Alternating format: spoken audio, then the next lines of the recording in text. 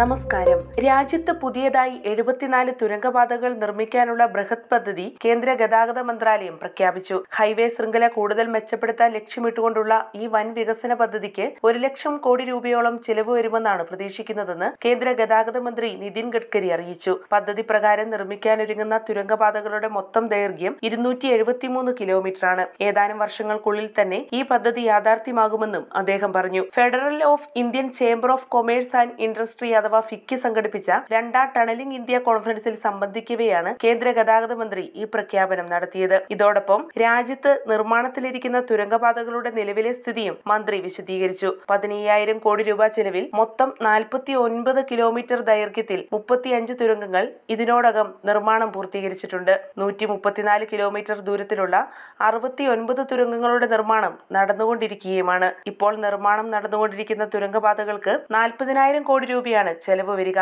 മന്ത്രി പറയുന്നു. തുരങ്കപാത നിർമ്മാണം സമയബന്ധിതമായി പൂർത്തിയാക്കുന്നതിനും ഗുണനിലവാര മാനദണ്ഡങ്ങൾ പാലിക്കുന്നതിനും പെർഫോമൻസ് ഓഡിറ്റിംഗ് നടത്തേണ്ടതിന്റെ പ്രാധാന്യത്തെക്കുറിച്ചും ആവശ്യകതയെക്കുറിച്ചും മന്ത്രി വ്യക്തമാക്കുകയുണ്ടായി. സാമ്പത്തിക ഓഡിറ്റിംഗിനേക്കാൾ പ്രാധാന്യം പെർഫോമൻസ് ഓഡിറ്റിംഗിനാണെന്ന് അദ്ദേഹം ചൂണ്ടിക്കാണിച്ചു. പുതിയ തുരങ്കപാത പദ്ധതി നടപ്പിലാക്കും മുമ്പ് ഇന്ത്യയുടെ വൈവിധ്യമാർന്ന ഭൂപ്രദേശങ്ങൾ ഉയർത്തുന്ന വിവിധ വെല്ലുവിളികൾ മറികടക്കുന്നതിന് സാങ്കേതിക നവീകരണവും ചെലവ് കുറഞ്ഞ പരിഹാര മാർഗങ്ങളും തേടേണ്ടതായുണ്ട്. ഗുണമേന്മയിൽ വിട്ടുവീഴ്ച ചെയ്യാതെ ഏറ്റവും ചെലവ് കുറഞ്ഞതും മികച്ചതുമായ സാങ്കേതിക സംവിധാനങ്ങൾ കണ്ടെത്താനാണ് സർക്കാർ മുൻതൂക്കം നൽകുന്നത്. പ്രത്യേകിച്ച് തുരങ്ക നിർമ്മാണ വേളയിലും അതിനുശേഷവും സംഭവിച്ചേക്കാവുന്ന മണ്ണിടിച്ചിൽ പോലെയുള്ള സ്ഥിരമായ പ്രശ്നങ്ങൾ പരിഹരിക്കേണ്ടതിന് നൂതന പരിഹാര മാർഗങ്ങൾ അത്യന്താപേക്ഷിതമാണെന്നും മന്ത്രി പറഞ്ഞു. അതേസമയം രാജ്യത്ത് റോഡുകളും ഹൈവേകളും തുരങ്കങ്ങളും നിർമ്മിക്കുമ്പോൾ വിശദമായ പദ്ധതി രേഖ അഥവാ DPR തയ്യാറാക്കേണ്ടതുണ്ട്.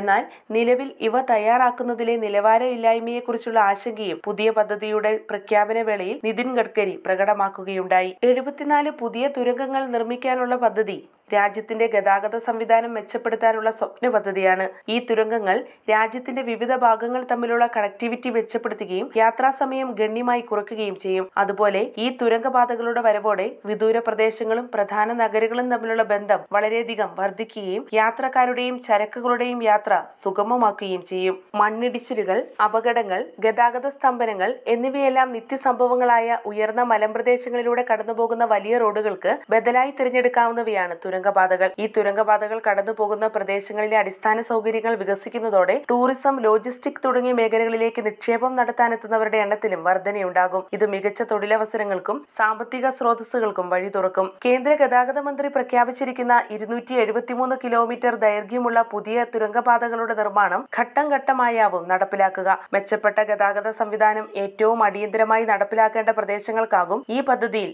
ആദ്യ മുൻതൂക്കം ലഭിക്കുക.